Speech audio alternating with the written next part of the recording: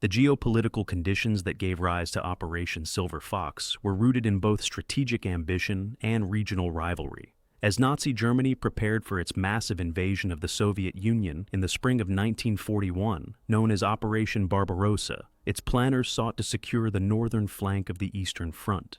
This involved targeting Soviet positions in the Arctic regions, specifically the strategically vital port of Murmansk, and the rail line running from it to the south, which served as a critical lifeline for Soviet supplies, including those soon to arrive via Allied Lend-Lease. Murmansk was one of the few Soviet ports that remained ice-free year-round and thus carried immense logistical significance. Finland, having suffered defeat in the 1939-1940 Winter War against the Soviet Union, viewed Germany as a potential ally for reclaiming lost territories and resisting further Soviet pressure. Although Finland was not formally a member of the Axis, it became a co-belligerent in the German invasion of the USSR. Shared strategic goals and a mutual enemy facilitated military cooperation, and in June 1941, joint operations were launched in the Arctic. Operation Silver Fox was conceived as a joint German-Finnish effort to cut off Murmansk and sever Soviet communications in the far north. The operation was divided into two main components: Operation Reindeer, designed to secure the Petsamo region and its nickel mines, and Operation Platinum Fox, a direct assault toward Murmansk via the Litsa Valley. A third component, Operation Arctic Fox, aimed to push Soviet forces out of central Lapland and link up with Platinum Fox from the south. The region itself posed immense challenges. The terrain was among the harshest in the European theater, rocky, boggy, and devoid of roads. The area was sparsely populated, and its infrastructure was almost non-existent. Moreover, the Arctic environment imposed unique hardships. Summer brought relentless daylight and clouds of mosquitoes, while winter imposed darkness, freezing temperatures, and logistical paralysis. Both German and Finnish planners underestimated the difficulties inherent in sustaining offensive operations in this environment. German forces in the region were led by General Eduard Dietl, a decorated veteran of the Norwegian campaign, commanding Mountain Corps Norway. The Finnish command was led by General Hjalmar Siilasvuo. Together, their task was to coordinate a converging offensive on Murmansk and to threaten the Murmansk Railway from multiple directions. Intelligence assessments indicated that Soviet defenses in the Arctic were minimal and poorly organized, leading the attackers to expect a rapid advance. However, the Soviets had anticipated an assault on Murmansk and had quietly strengthened their northern front. Under the leadership of General Valerian Frolov and Admiral Arseny Golovko, the Soviet 14th Army and elements of the Northern Fleet prepared fortified lines, constructed supply depots, and deployed reinforcements to key defensive positions. The Red Army's familiarity with Arctic conditions and terrain would prove a decisive factor. Public sentiment in Finland was characterized by a mix of nationalistic fervor and cautious optimism. The prospect of reversing the humiliations of the Winter War stirred strong support for military cooperation with Germany, though many Finns remained uneasy about the political implications. In Germany, Arctic operations were a sideshow to Barbarossa, but were seen as a way to cripple Soviet logistics and pressure Britain by cutting Allied aid. As the operation neared its launch in June 1941, the stage was set for a unique and challenging campaign.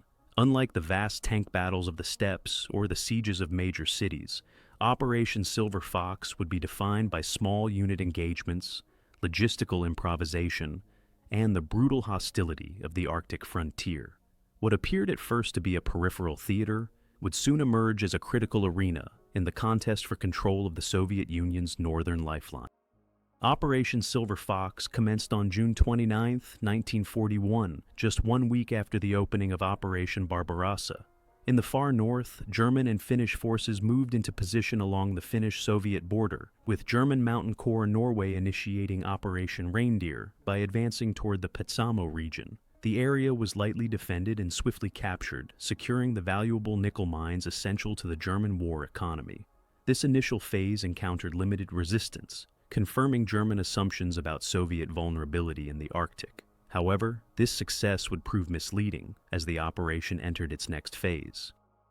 Almost simultaneously, Operation Platinum Fox was launched from the Petsamo area, aiming directly at Murmansk via the Litsa River Valley. German Gebirgsjäger, mountain troops, under General Dietl, led the assault through extremely rugged terrain. From the outset, movement was slow and arduous. The landscape was broken by rocky outcrops, bogs, and shallow lakes, offering little cover or maneuverability. The narrow front prevented the use of armor, and all supplies had to be transported by hand, mule, or makeshift sled. Summer's unending daylight offered no reprieve, and constant exposure to the elements began to erode the combat effectiveness of the troops. Resistance stiffened rapidly.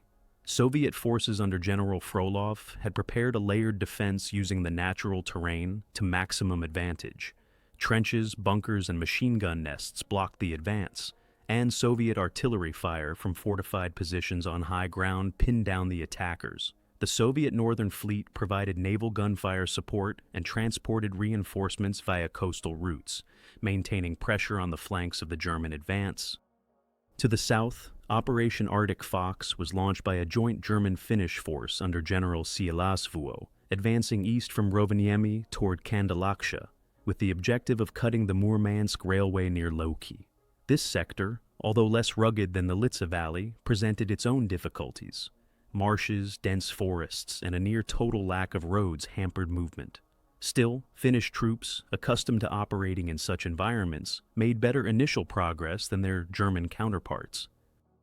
Despite these localized advances, coordination between the separate components of Silver Fox proved increasingly difficult. The vast distances, combined with poor communication infrastructure, prevented real-time synchronization of operations. German and Finnish commands often acted independently, and the lack of a unified strategic command structure hindered the overall effort. Moreover, German assumptions that Finnish forces would take a more aggressive role in the northern advance were not fully realized, as Finnish leadership remained cautious about overextending its forces or provoking deeper political entanglement. Meanwhile, the Red Army responded with speed and determination. Reinforcements arrived by rail and sea, and Soviet engineers worked around the clock to maintain supply lines. Local civilians were mobilized to construct defenses, repair roads, and assist in evacuation efforts. Morale among Soviet troops remained high, bolstered by the knowledge that they were defending a critical lifeline. The presence of NKVD units ensured discipline, and political officers emphasized the strategic importance of holding Murmansk at all costs. As July progressed, the offensive began to bog down. In the north, the German advance stalled just 30 kilometers from Murmansk, facing fierce resistance and mounting casualties. In the south, the push toward Kandalaksha slowed as supply lines grew overstretched and Soviet counterattacks disrupted the flanks. The terrain, which had initially been viewed as a tactical obstacle, now revealed itself as a strategic barrier. The opening phase of Operation Silver Fox had achieved partial tactical gains, but failed to deliver the rapid breakthrough envisioned by German planners. What followed would be a drawn-out battle against not only a determined enemy, but also one of the most inhospitable environments of the war. The operation was entering its next, more brutal phase, with no guarantee of success.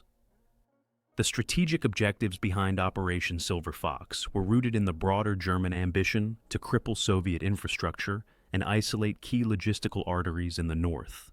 Murmansk, as the northernmost ice-free port of the Soviet Union, held outsized strategic value. Not only did it serve as a hub for Arctic convoys bringing Lend-Lease aid from Britain and later the United States, but it also acted as a crucial supply point for Soviet forces operating in the northern front.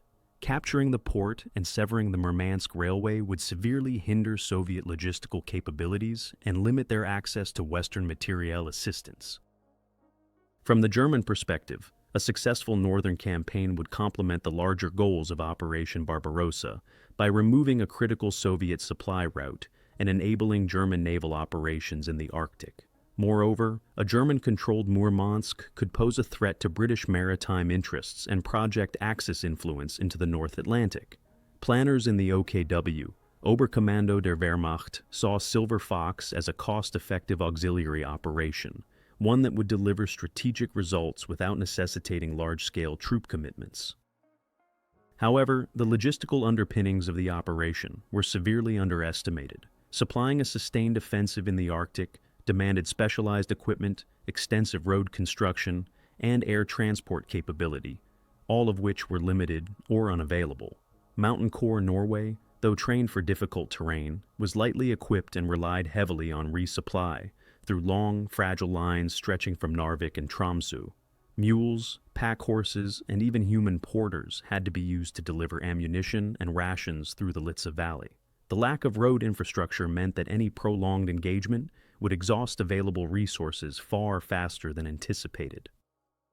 The Finnish role in the planning and execution of the operation was also shaped by political and military constraints. While eager to regain territories lost during the Winter War, Finnish leadership, particularly Marshal Mannerheim, remained wary of overcommitting forces to German-directed operations that extended beyond Finland's immediate territorial claims. Thus, Finnish involvement in Arctic Fox was limited in scope and cautious in tempo. They sought to protect Finnish sovereignty while cooperating militarily with Germany against a common foe. On the Soviet side, strategic awareness of the importance of Murmansk had been growing since 1940. Anticipating the possibility of conflict with either Germany or Finland, Soviet military authorities had reinforced the region with both land and naval assets. The 14th Army, Northern Fleet elements, and border guard units were reorganized and re-equipped to handle prolonged operations in harsh conditions.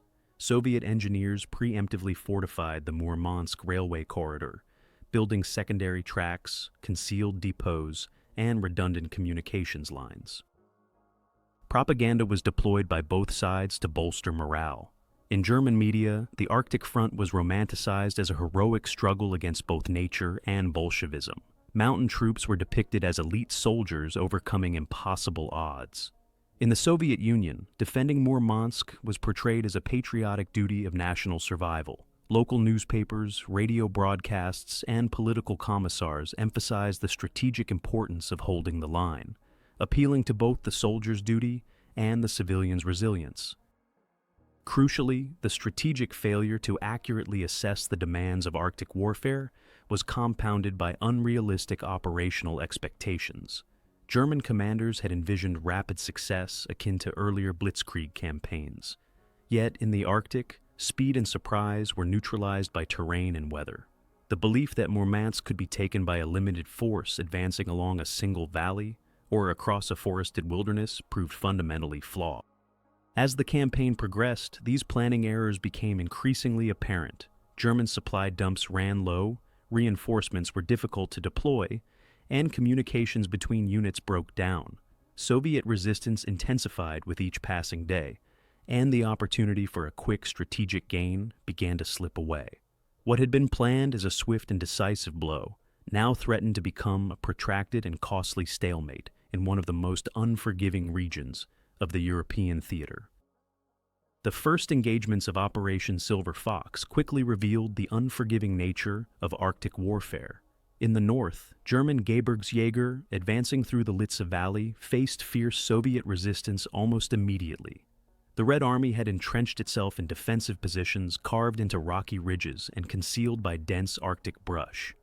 Machine gun nests, mortar emplacements, and overlapping fields of fire turned every kilometer into a killing zone.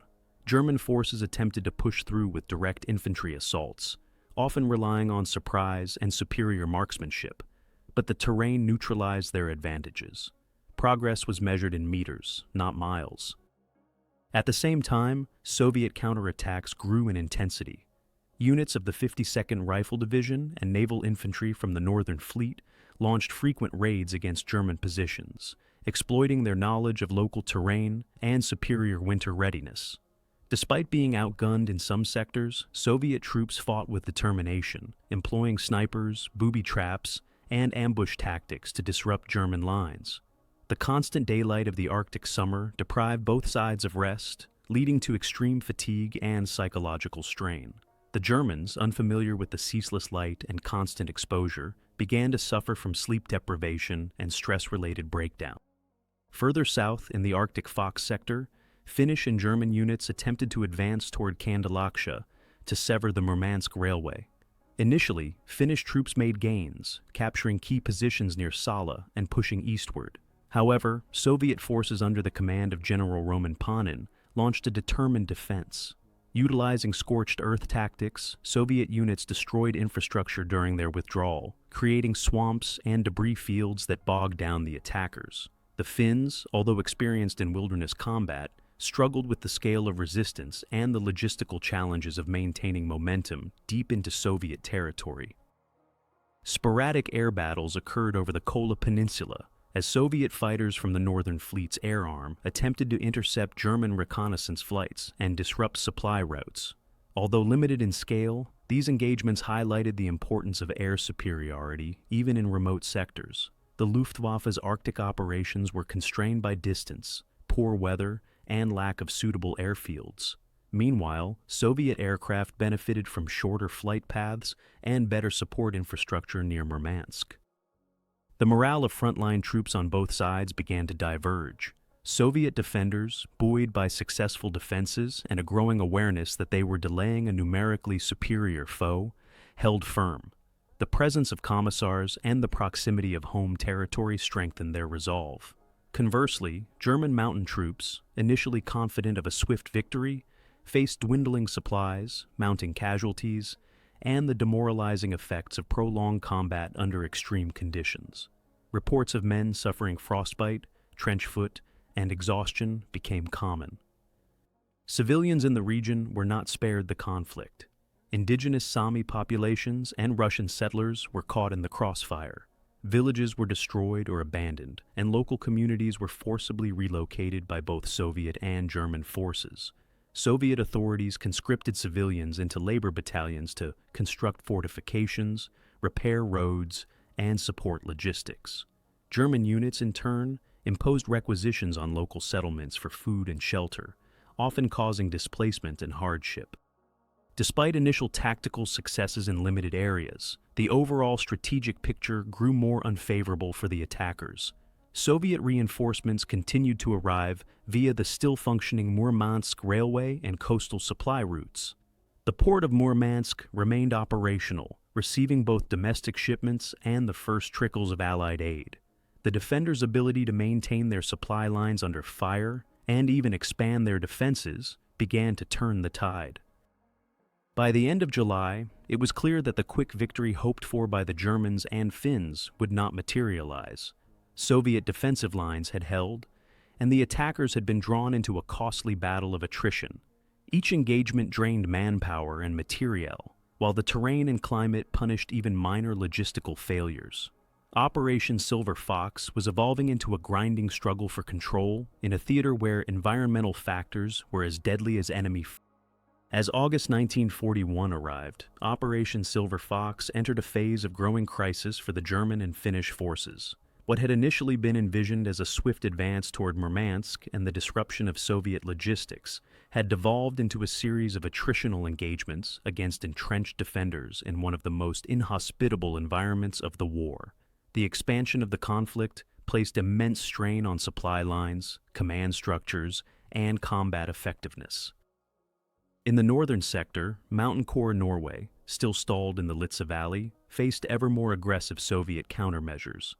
The 14th Army, reinforced with fresh rifle divisions, artillery batteries, and naval infantry units, launched coordinated attacks against German positions. These offensives, though often limited in scope, were tactically effective. Soviet troops used their superior knowledge of the terrain and climate to exploit German vulnerabilities. Cliffs, narrow defiles, and ravines became sites of constant harassment. Soviet patrols harassed German flanks, raided rear positions, and disrupted supply trails with ambushes and mines. The weather, though not yet the brutal winter Arctic was known for, deteriorated quickly.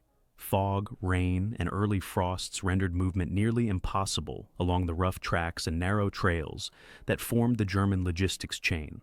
Transport animals perished, vehicles bogged down, and ammunition stocks dwindled. Supplies had to be airlifted or carried manually in small quantities. Casualties rose sharply, not just from combat, but from disease, exposure, and exhaustion. Medical evacuation routes were overstretched, and frostbite began appearing in troops as early as September. Command coordination between German and Finnish forces began to falter under pressure. General Edvard Dietl, commander of Mountain Corps Norway, increasingly voiced concerns about the feasibility of continuing the offensive without major reinforcements and logistical support. However, the German High Command, preoccupied with the central and southern drives of Operation Barbarossa, was unwilling to divert additional resources to what it considered a secondary theater. In Helsinki, Finnish commanders grew wary of pushing deeper into Soviet territory without clear strategic returns. The political leadership sought to limit exposure and maintain Finland's co-belligerent status without being seen as a full Axis partner. To the south, in the Arctic Fox sector, Finnish and German units continued to inch toward the Murmansk Railway, but made little strategic progress. Soviet defenders held firm at fortified positions near Alakurdi and Kestenga. The terrain grew increasingly treacherous as the taiga thickened and swampy lowlands swallowed entire columns. Soviet sappers destroyed bridges and created artificial lakes by damming rivers, forcing the attackers to take long detours or attempt risky crossings under fire. Each movement consumed time and materiel the Axis forces could ill afford to lose. The scale of casualties and attrition began to undermine morale. German units reported rising desertion rates, instances of insubordination, and psychological breakdowns. Field reports detailed soldiers suffering from hallucinations, exposure-induced delusions, and catatonic states brought on by sleeplessness and cold.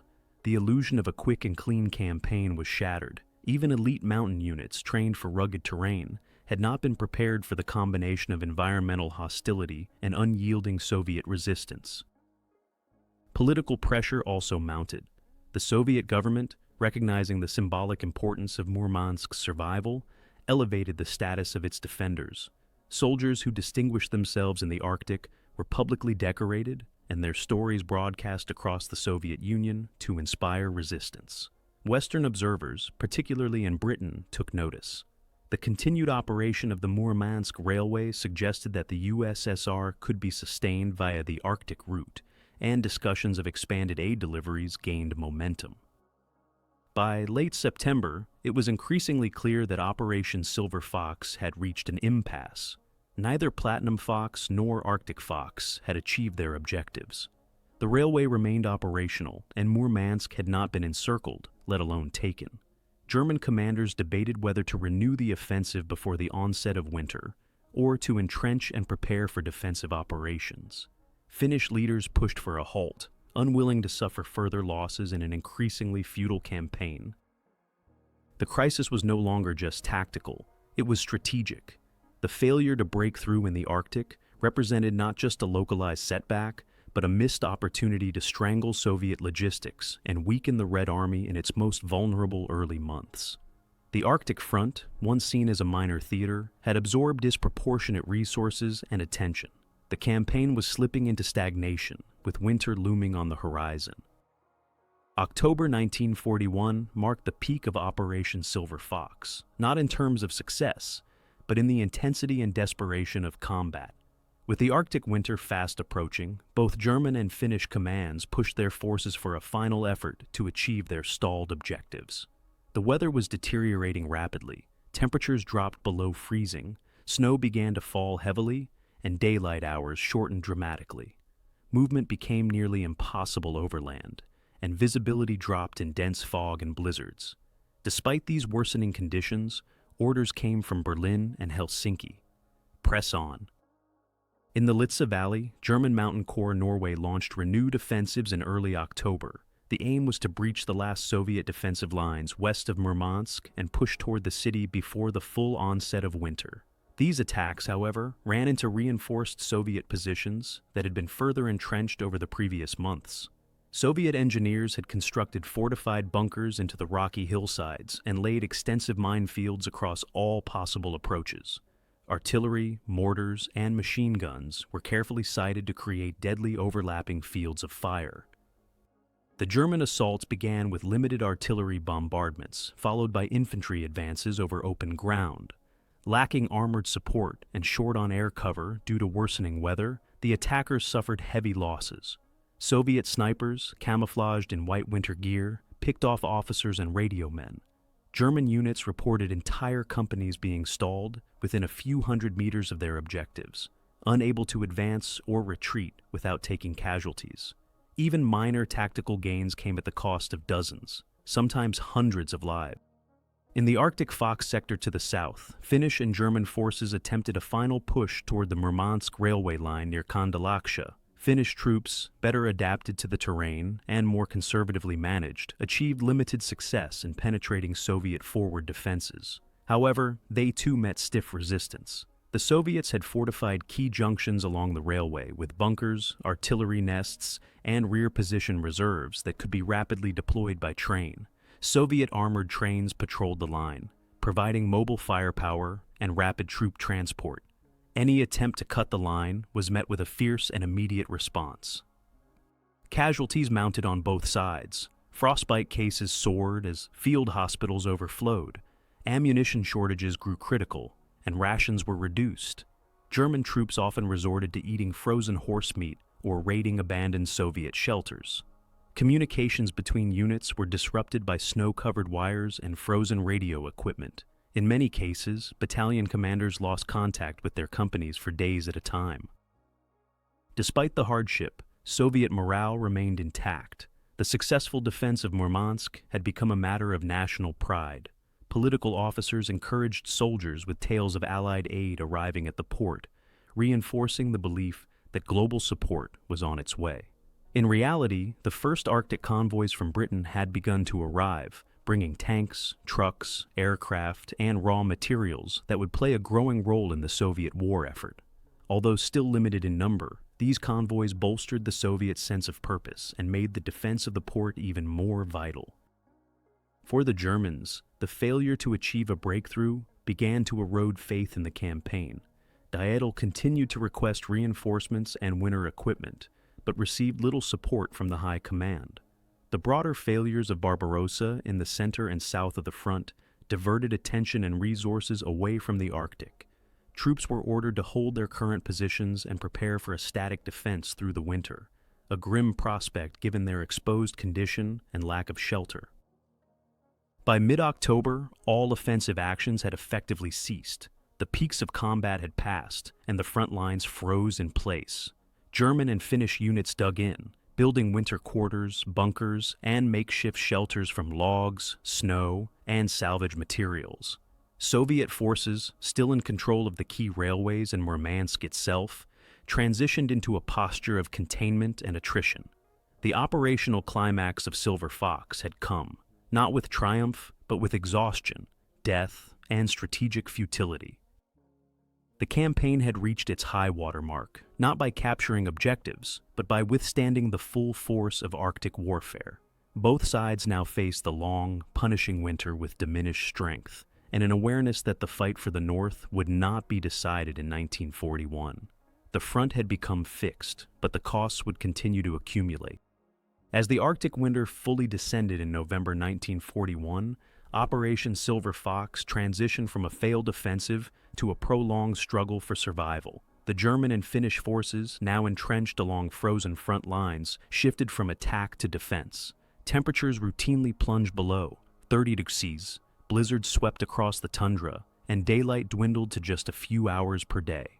The environment became the most lethal enemy on the battlefield. German Mountain Corps Norway halted in the Lizze Valley, constructed fortified positions along ridges and riverbanks. These fortifications were hastily built from logs, ice, and scavenged material. Many troops lacked proper winter clothing or insulated footwear, and the thin fabric of their summer uniforms offered little protection against the bitter cold. Frostbite, trench foot, and respiratory illness became widespread. Fuel for heating was scarce, and rationed food supplies often arrived frozen solid, requiring hours to thaw before consumption. Despite these hardships, Soviet pressure did not abate. The Red Army, now bolstered by its success in defending Murmansk and maintaining the railway corridor, began launching small-scale offensives and reconnaissance raids. These were not designed to break through German lines, but to harass and exhaust the enemy. Soviet patrols infiltrated the front at night, laying mines, cutting wires, and launching grenade attacks on outposts. In the heavy snow and near total darkness, defenders struggled to detect or repel these intrusions. Soviet adaptation to Arctic warfare continued to outpace their opponents. Troops were equipped with white camouflage suits, snowshoes, and winterized weapons. Portable stoves and heated bunkers helped preserve combat readiness, and supply routes remained functional thanks to sled teams and specially adapted tracked vehicles. The continued operation of the Murmansk Railway allowed steady reinforcements and supplies to flow into the region, even as the rest of the Soviet Union grappled with massive German advances further south. In contrast, German logistical lines were stretched thin and vulnerable. The supply route from northern Norway to the Litsä front spanned hundreds of kilometers through mountainous terrain and was regularly disrupted by snowstorms and Soviet sabotage. Attempts to airdrop supplies were hampered by bad weather and poor navigation. Vehicles broke down in the cold, and recovery was often impossible. The German position became static and brittle, increasingly reliant on improvisation and local scavenging. To the south, Finnish forces found themselves in a slightly better situation. Accustomed to extreme cold and equipped with suitable gear, they adapted their tactics to the environment. Defensive lines were stabilized near Kestenga and Salla, and mobile ski patrols conducted effective reconnaissance and harassment raids. However, Finnish commanders had no illusions about the viability of further offensive operations. The political leadership in Helsinki quietly scaled back objectives and focused on maintaining the status quo, wary of the broader consequences of the alliance with Germany. Psychologically, the winter campaign strained all participants. German troops suffered from declining morale, aggravated by isolation, cold, and the realization that their sacrifices were yielding no tangible gains. Suicide rates increased. Finnish soldiers, though more resilient, began to question the value of continued cooperation with an overstretched and increasingly erratic German command. Soviet troops endured terrible conditions, but were buoyed by their defensive success and the knowledge that Murmansk remained unconquered. Partisan activity also intensified. Soviet irregulars, aided by local knowledge and the support of sympathetic civilians, launched ambushes and disrupted German supply columns behind the lines. Communications infrastructure, already fragile, was further damaged by sabotage. The Northern Theater, once expected to yield strategic gains at minimal cost, had become a complex zone of low-intensity warfare, constant attrition, and growing uncertainty. Throughout the winter, both sides developed a grudging respect for each other's endurance. Yet the broader trajectory of the campaign was unmistakable. Soviet forces had not only held their positions, they had adapted, innovated, and laid the groundwork for eventual counteroffensives. The Germans and Finns, though tenacious, had overextended themselves in an environment that defied mechanized warfare and strategic projection. By the end of the year, the situation on the Arctic front was one of uneasy equilibrium. No side held a decisive advantage, but the momentum, political, psychological, and logistical, was clearly shifting toward the defenders. The Red Army had absorbed the blow, preserved a vital supply route, and demonstrated that the far north would not be an easy conquest. The long winter of 1941-42 had begun, not with maneuver warfare or decisive battles, but with a grinding contest of endurance in one of the most inhospitable theaters of the Second World War. The winter of 1941-42 marked the turning point in Operation Silver Fox, not through a dramatic battle or sudden breakthrough, but through the cumulative collapse of offensive viability on the Axis side and the quiet consolidation of Soviet strength in the north. By January, the German and Finnish forces entrenched along the Litsä front, and the Arctic Fox sector were no longer waging a campaign of movement. They were now engaged in a prolonged defensive holding action, hoping to simply survive the season without surrendering. The most decisive shift in momentum came not on the battlefield, but in the logistical and operational balance. The Soviet ability to maintain the Murmansk railway line throughout the winter ensured the uninterrupted flow of critical supplies, reinforcements, and Lend-Lease equipment arriving at the port. Although the volume of Allied aid was still modest in early 1942, its symbolic and strategic importance was enormous. For the Red Army's northern front, this steady line of support allowed the expansion of fortifications, rotation of frontline troops, and the creation of reserves. morale remained comparatively high, bolstered by the knowledge that Murmansk, the key objective of Operation Silver Fox, had withstood months of concentrated attack. On the Axis side, however, the winter inflicted steadily worsening damage. General Dietl's Mountain Corps was reduced to defensive operations, incapable of either resuming the advance or retreating without incurring significant losses. Troop strength dwindled due to frostbite, disease, and non-combat attrition. The extreme cold rendered weapons unreliable and transport nearly impossible. Every supply convoy required extraordinary effort, clearing snow, maintaining frozen engines, and defending routes from sabotage. Even basic functions such as communication and shelter became difficult to sustain. German officers reported entire platoons rendered ineffective without firing a shot, their strength sapped by exposure and deprivation. Finnish forces, though better adapted to the environment, also reached a critical threshold. The hope that the Murmansk Railway could be severed through joint operations had faded, and with it, the strategic rationale for continued offensives in the far north. The Finnish General Staff, sensitive to the political risk of deepening alignment with Germany, began to exert pressure for a halt to further operations. By February, it was clear that Helsinki would not support another push toward Luki or Kandalaksha. The Finnish government quietly pivoted to a policy of defensive containment rather than aggressive expansion. The Soviet command, recognizing the growing weakness in Axis lines, initiated limited counteroffensives. Though not intended to recapture major territory, these operations aimed to harass, probe, and inflict localized attrition. Ski battalions and light infantry units specialized in winter raiding conducted deep incursions into Axis positions, targeting supply dumps, command posts, and isolated observation points. These small actions forced the Germans and Finns to remain on constant alert, sapping their strength further and exposing their growing inability to respond dynamically. In addition to military pressure, Soviet propaganda intensified efforts to exploit Axis weakness. Loudspeakers at the front lines broadcast messages of surrender offers and stories of German failures elsewhere on the Eastern Front.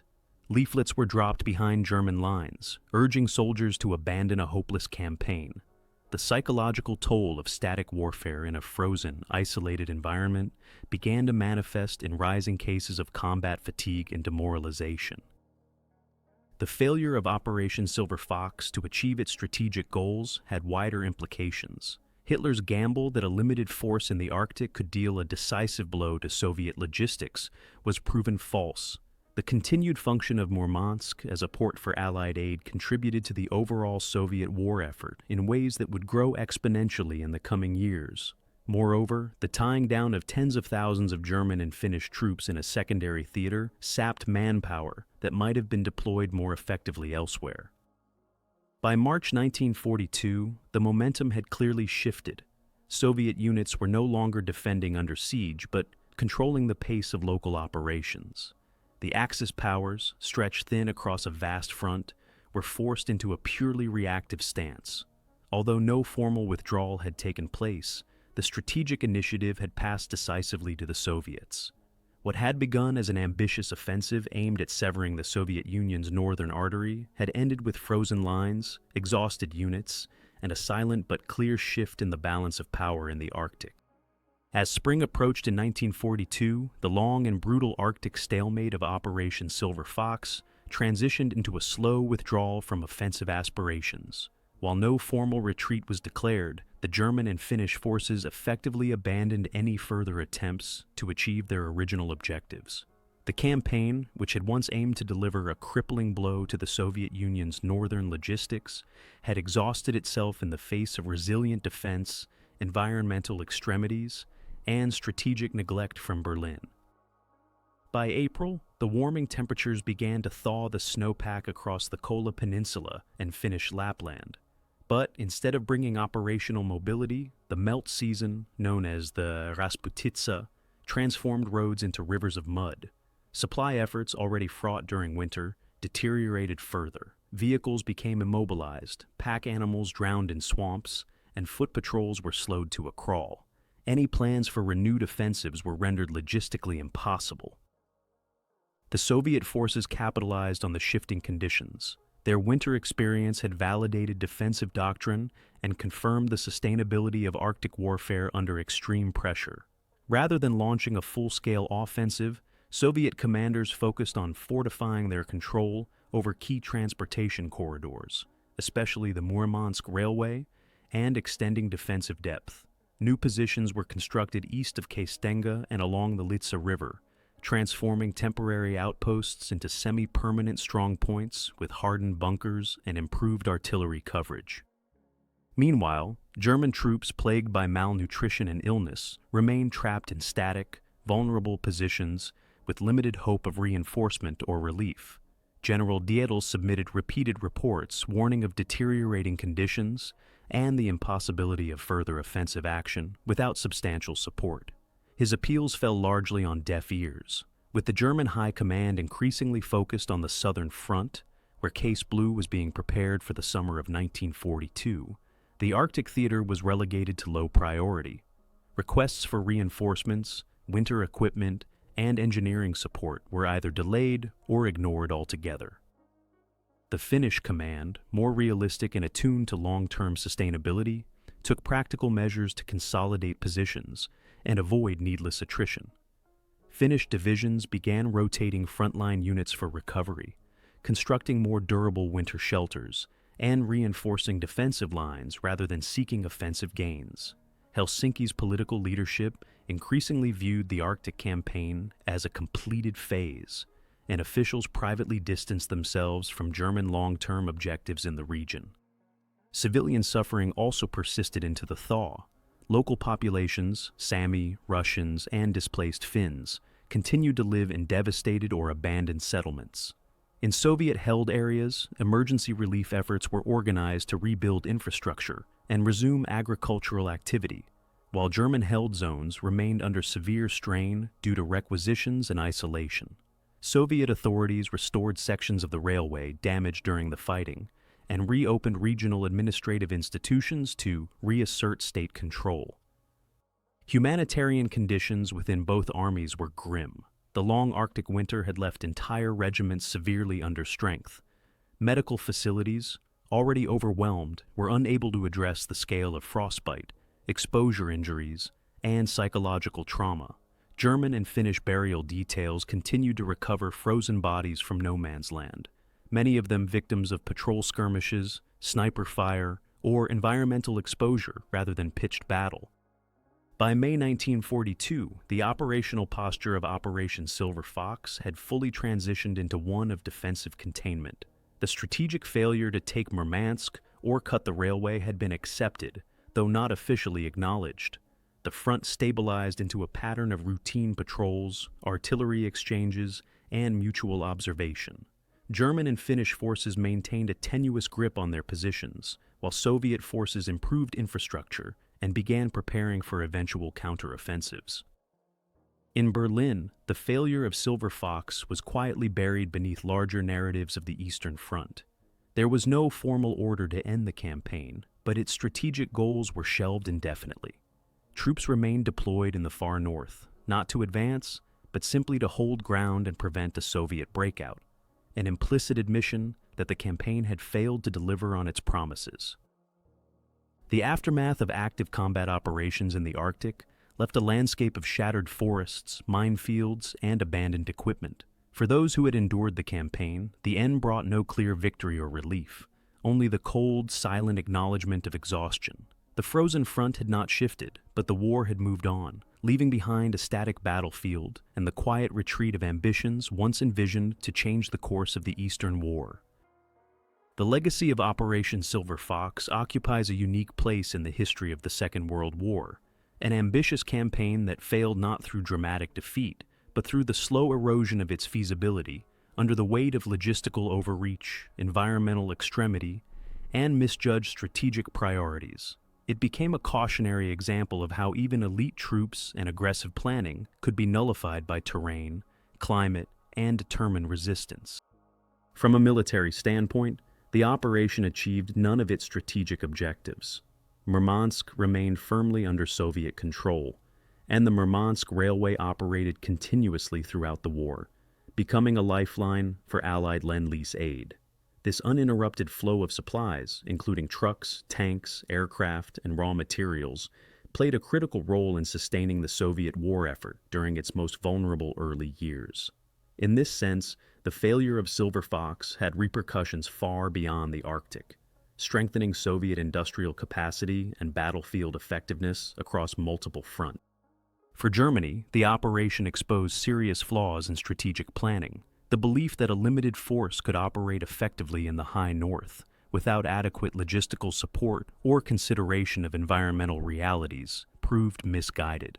The deployment of Mountain Corps Norway, highly trained but lightly equipped, was not matched by appropriate winterization, infrastructure development, or strategic flexibility. Berlin's unwillingness to allocate additional resources to the theater ensured that the operation stalled and remained frozen, both literally and metaphorically, until the war's end. Politically, Operation Silver Fox strained the German-Finnish alliance. While Finland achieved partial military goals by reclaiming territory lost in the Winter War, its participation in the deeper offensive toward Murmansk proved costly and controversial. The campaign exposed the limits of Finnish commitment to German war aims and highlighted the careful balancing act Finland attempted throughout the conflict: co-belligerence without full subordination. This tension would shape Finnish decision-making in later years, particularly as the war turned against Germany. For the Soviet Union, the defense of Murmansk and the Kola Peninsula became a symbol of resilience and operational success. The Red Army's performance in the Arctic, though often overshadowed by larger battles elsewhere, demonstrated its growing ability to organize, supply, and adapt under pressure. The successful integration of naval, air, and land forces in a harsh environment stood in contrast to earlier failures in 1941. The Soviet command structure, logistics, and morale all improved as a result of the campaign, contributing to the broader evolution of the Red Army into a modern fighting force. Locally, the campaign left behind devastated landscapes and scarred communities. Indigenous Sami populations and Russian civilians endured years of occupation, displacement, and militarization. The environmental impact was long-lasting. Forests were stripped, ecosystems disrupted, and unexploded ordnance left behind in large quantities. The remote nature of the battlefield ensured that recovery would be slow and largely unacknowledged in post-war narratives. In the post-war period, Operation Silver Fox received limited attention in Western histories, often relegated to footnotes as a peripheral operation. Yet, in Soviet military literature and Finnish accounts, it held greater prominence as a symbol of endurance, miscalculation, and the high costs of Arctic warfare. For veterans who served on the frozen front, the experience remained etched in memory as a test of human limits.